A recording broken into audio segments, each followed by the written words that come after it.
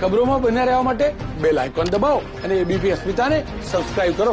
પાટણથી સમાચાર. ચાણસ્માના પ્રવેશ પાસે બનાવેલા મોટા સર્કલને નાનું કરવાની માંગ પ્રબળ બની છે. તેને લઈને શહેરીજનોએ આંદોલન કરવાની ચીમકી ઉચ્ચારી. આ સર્કલના કારણે વારંવાર અહીંયા અકસ્માત સર્જાય છે. ભાજપ કોંગ્રેસ બંનેના અગ્રણીઓએ તેને હટાવવા માટે લેખિત અને મૌખિક રજૂઆત કરી.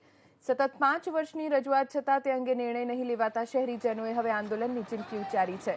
નેશનલ હાઈવે નંબર 68 પર ચાણસ્મા પાટણ હારીજ મહેસાણા 4 રસ્તા પર આ સર્કલ બનાવાયું છે. સમયાંતરે અહીં ટ્રાફિક વધી રહ્યો છે, જેના કારણે રસ્તો નાનો થઈ રહ્યો છે. ટેન્કર, ટ્રક જેવા ભારે વાહનોને પસાર થવામાં મુશ્કેલી પડે છે. સ્થાનિકોની માંગ છે કે જો સર્કલ નાનું થાય તો જગ્યા ખુલ્લી થઈ શકે અને ટ્રાફિકની સમસ્યાથી મુક્તિ પણ મળી શકે છે. અનેક રજૂઆતો કરાઈ પણ હજી સુધી કોઈ નિર્ણય નથી લેવાયો.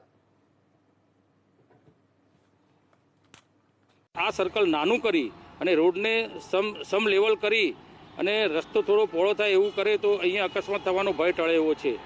હું આ વિસ્તારના કોર્પોરેટર તરીકે રજૂઆત પણ કરી ચૂક્યો છું R&Bમાં, અને આજે પણ મીડિયાના માધ્યમથી પણ હું આ રજૂઆત કરવા માંગુ છું. તો લાલભાઈએ કરી છે 2-3 જગ્યાએ, બરોબર.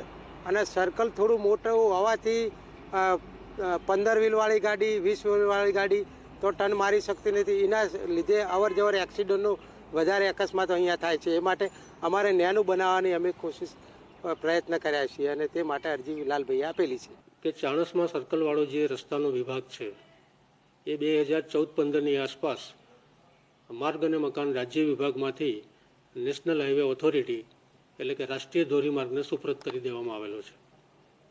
એટલે એ બાબતના જે પણ પત્રો અમને અહીંયા મળતા હોય એ અમે રાષ્ટ્રીય ધોરીમાર્ગ એટલે કે નેશનલ હાઈવે વિભાગને અમે તબદીલ કરતા હોઈએ છીએ. એટલે માર્ગ અને મકાન વિભાગ રાજ્યને સર્કલ બાબતે અત્યારે કશું કરવાનું આવતું નથી છેલ્લા 6 વર્ષથી અંદાજે.